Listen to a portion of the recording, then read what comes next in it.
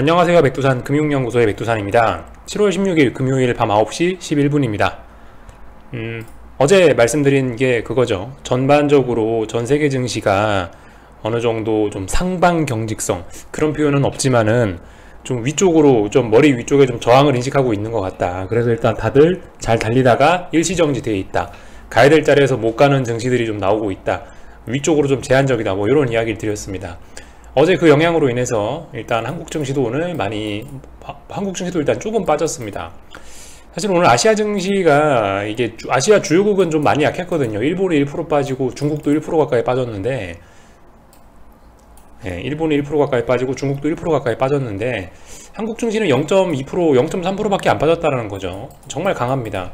아시아계에서 한국 증시는 거의 뭐 미국쯤의 그런 위상을 갖고 있는 게 아닌가라는 착각이 좀 들 정도로, 하여튼 정말 코스피는 강한 것 같아요.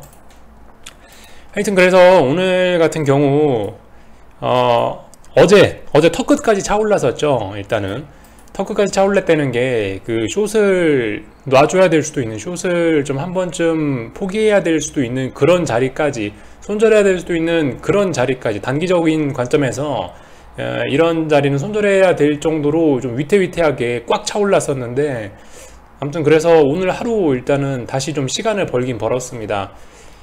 물론 이게 아직까지 이 정도 그림을 보였다고 해서 야 이제 반등은 끝이야 라고 이야기하기는 아직까지 애매합니다. 그죠?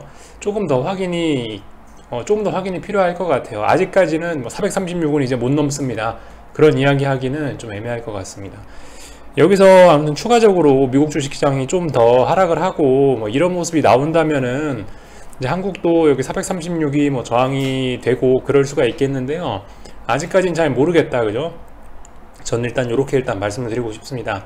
하여튼 여전히 이 단기적인 하락 추세를 아직 완전히 극복한 건 아니기 때문에 반등시 매도 전략이란 이야기를 드리고 있고, 어쨌든 계속 말씀드리지만 이번 주 월요일 날쯤부터 아마 그런 이야기를 드렸을 거예요.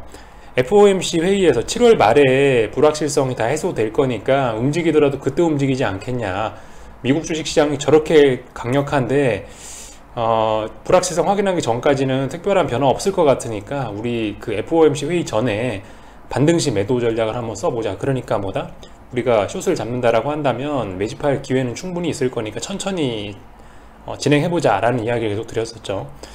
그런 전략을 기반으로 해서 아무튼 이번 주에 반등이 쭉 올라왔는데, 반등이 올라올 때마다 저는 이제 조금씩 뭔가 이제 숏을 좀 모으긴 모았습니다. 이렇게 이번 주 보면 하락하는 날이 7월 14일하고 오늘 하락 마감했는데, 이렇게 하락 마감하는 날에는 이제 가만히 있었고요. 이렇게 상승 마감하는 요런 날들에는 조금씩 일단은 숏을 잡긴 잡아봤습니다. 이런 일들을 한 주였어요. 이렇게 한 주가 갔습니다. 주봉 입장에서도 계속 말씀을 드리고 있죠.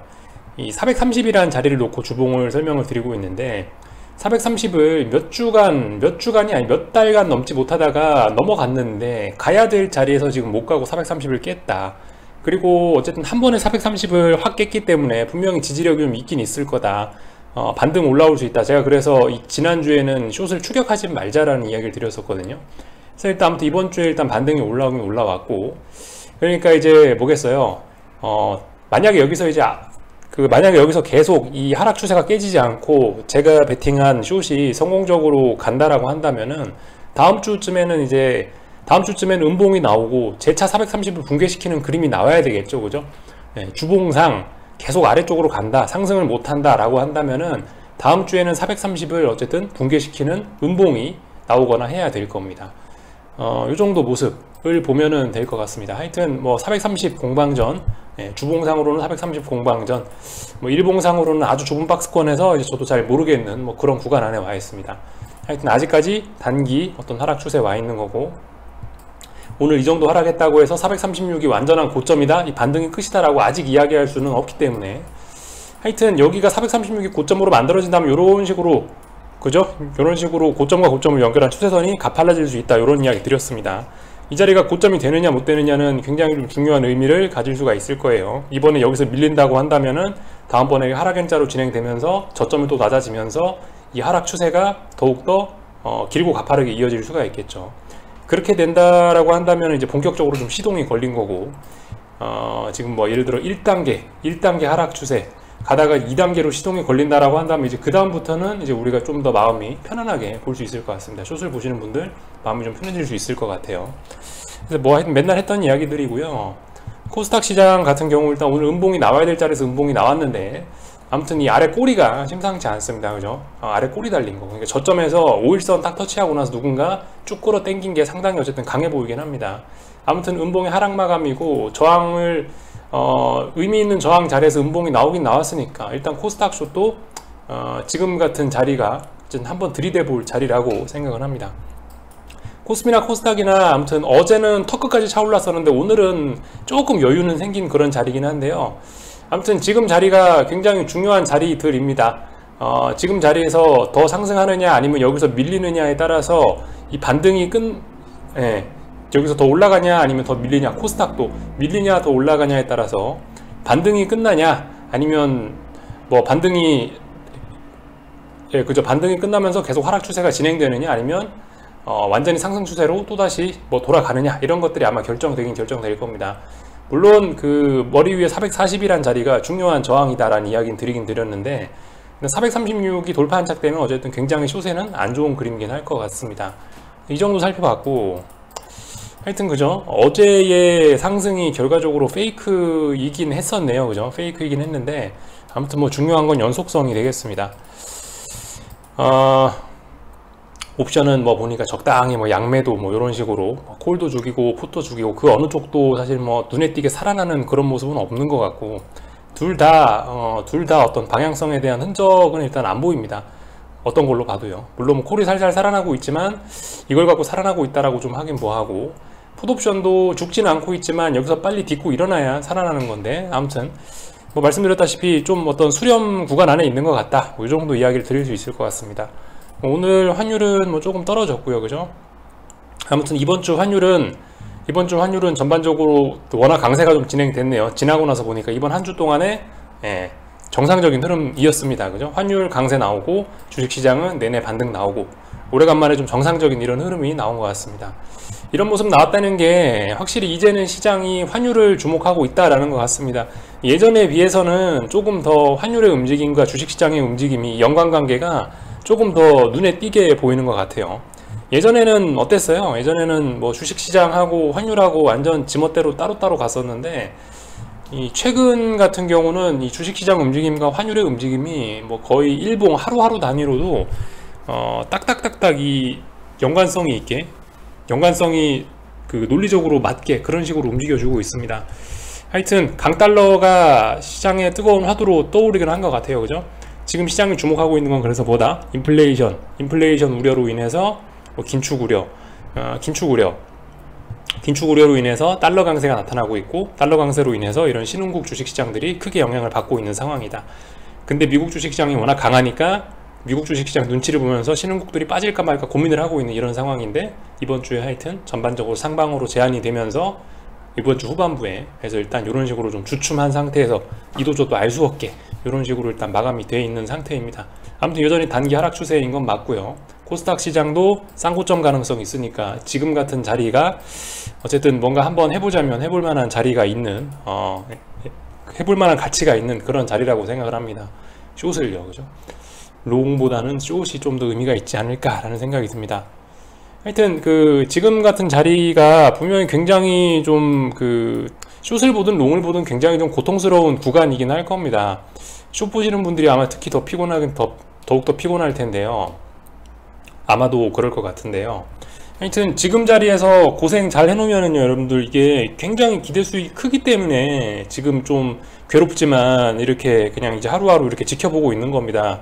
요즘 날씨 더워서 주식시장 그 모니터 보고 있기도 좀 그죠? 피곤하죠, 평상시보다.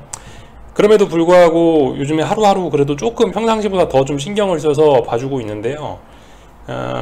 이게 지금 시동에 걸렸는지 안 걸렸는지 아직 모릅니다. 숏으로 가는 시동에 걸렸는지 안 걸렸는지 아직 모르는데 이게 만약에 이제 여기서 한번 잘 풀리게 돼서 숏이 본격적으로 시동이 걸려서 하락의 기울기가 조금이라도 여기서 가팔라지고 이런다면은 정말 지금 시세의 초창기에서 잡은 것일 수 있거든요. 지금 잡는 물량 같은 경우는요.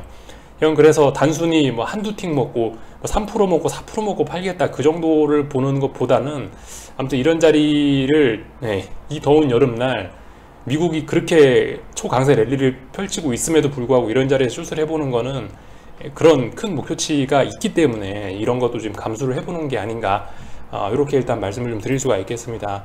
그래서 일단 한국 시장 이야기 이 정도 드렸고요. 다음 주 430 내려와야지 이제 본격적으로 뭐 숏 이야기를 또 아마 할 수 있을 겁니다.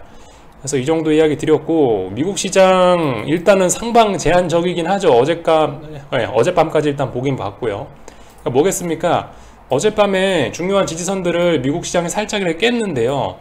아마 오늘 테스트 할 거예요. 깼으니까, 처음으로 깼으니까 이 자리가 진짜로 깨졌을까? 라고 하면서 제 생각에 한 번쯤 테스트를 하는 게 오늘일 것 같습니다.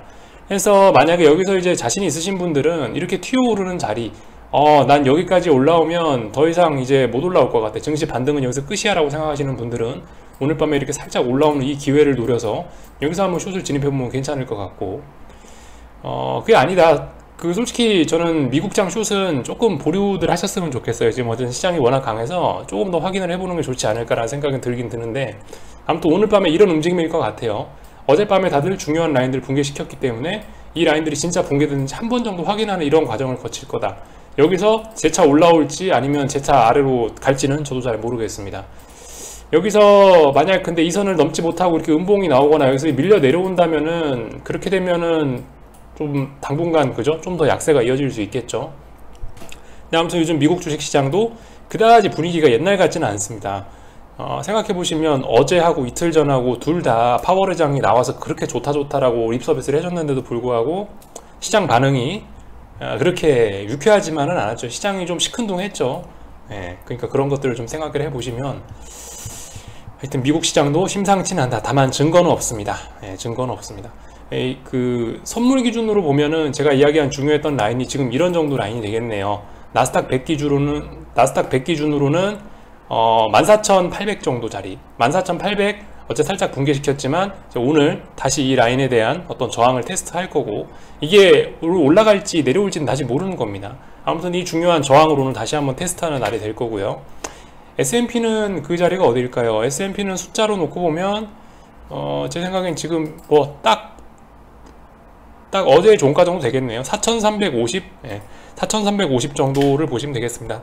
4,350을 넘냐 못 넘냐가 중요할 것 같아요. 지금은 상승하고 있지만 9시 반이니까 어떻게 될지 이건 하여튼 모르는 거고요. 길고 짧은 건 좀 대봐야 될 것 같긴 합니다. 아무튼 그 달러 인덱스는 봤는데 요즘 유로화는 안 봤죠. 유로 달러를 이렇게 잠깐 보시면은요, 중요한 어떤 추세선은 깼습니다. 추세선 아래쪽으로 깼고, 반등이 나와줘야 할 자리에서 자꾸 반등 못하고 아래쪽으로 흘러내리고 있네요. 그죠? 유로화 약세가 자꾸 나타나고 있습니다. 조만간 이제 여기 저점 깨면은 와장창입니다. 근데 지금 이 부근에서 이렇게 못 올라오고 자꾸 여기 저항을 누적시키는 꼬라지를 보면은, 이평선 그리고 배치 같은 거를 한번 보세요. 이평선 배치 같은 걸 보시면은 예전과 확실히 분위기가 달라졌습니다. 그죠? 241선과의 이격도를 나타낸 선인데요. 이 아래에 있는 것들이, 이 밑에 있는 이런 선들이요. 옛날에는 다 보시면은 이제 241선 위에서 놀았지만 어느덧 241선 이제 저항이 됐습니다. 그죠? 그리고 이제 어느덧 역배열로 가기 위한 이런 모습들이 보이고 있어요. 지금 같은 경우는 그러니까 이평선들이 수렴하고 있는 이런 과정들입니다. 그죠? 이거 방향성이 어떻게 되겠습니까? 일단 이거 좀 누가 봐도 일단 기술적으로 좀 명백해 보이긴 하죠. 명백해 보이긴 합니다. 다이버전스 한번 나타났고요. 이평선들 여기보다 종가 높아졌는데 다이버전스 생겨났거든요. 이렇게 다이버전스 생겨나고요. 그리고 쌍고점도 확인했지 않습니까? 쌍고점도 확인했고, 이렇게 되니까 어떻게 되겠어요? 이제 슬슬 아래쪽으로 갈 수 있지 않겠냐라는 생각 정도 해보고 있습니다. 유로화가 다시 여기서 이렇게 우상향해서 위쪽으로 정배열로 다시 올라가기는 일단 쉽지는 않아 보입니다. 그죠? 달러 올라오는 꼬라지를 보고 이러면요. 그렇다면 얘가 이제 아래쪽으로 이렇게 방향을 잡았다면 주식시장도 별로 좋지는 않겠죠. 얘가 이렇게 올라오면서 주식시장이 같이 올라온 거잖아요. 생각해 보시면. 근데 일단 얘도 방향성이 이제 슬슬 아래쪽으로 꺾이려고 하고 있습니다. 이평선들 모여 있는 것들 이런 거 한 번씩 그림 보시면 좋을 것 같네요. 그죠? 잘 모여 있어요. 그리고 역배열입니다. 이제 역배열. 얼마 만에 역배열이 나타나는 건지 모르겠어요. 지금. 이런 것들 좀 확인하실 수가 있을 것 같고, 지금 현재 유럽 시장은 비리비리하다가 뭐 살짝 올라오고 있네요. 아까 장 초반에는 굉장히 약했는데 살짝 올라오고 있습니다. 여전히 뭐 강보합, 약보합, 여기 어떤 하여튼 보합들 부근에서 왔다리 갔다리 하고 있네요. 미국 시장 보고 방향을 정하겠다는 그런 움직임인 것 같습니다. 오늘 밤에 특별한 뭐 어떤 경제지표 발표 같은 거는 안 보이고요. 강아지가 덥나 봐요. 이제 뭘 깔아주면은 여기서 나와갖고 그냥 맨 바닥 위에 이렇게 누워 있네요. 자, 하여튼 이번 주가 아니고 오늘 밤에 특별한 이벤트 같은 건 일단 없어 보이고, 다음 주에도 사실 특별한 이벤트는 이렇게 뭐 눈에 띄지는 않습니다. 22 통화정책회의가 있긴 하죠. 22 통화정책회의가 다음 주 목요일 날에 있긴 있는데, 이게 이제 달러 인덱스와 환율 쪽에 어떤 영향을 미칠지 정도 잘 보시면 될 것 같고요. 근데 아무튼 가장 중요한 건 말씀드렸다시피 다음 주도 아니죠. 이번 7월 마지막 주에 있는 미국 FOMC 회의, 그게 아무튼 가장 중요할 것 같습니다. 아무튼 그 3주 정도 시간이 있다라고 말씀을 드렸는데요. 그중 험난한 한 주가 일단은 무사히 마감이 됐고요. 이제 2주 정도 남았거든요. 그 2주 동안 어떤 일이 펼쳐질지 저도 하여튼 흥미롭게 일단 지켜보도록 하겠습니다. 한 주간 수고들 많으셨고요. 여기쯤에서 마치겠습니다. 궁금한 거 리플 남겨주시고, 점검 여기쯤에서 마치도록 하겠습니다.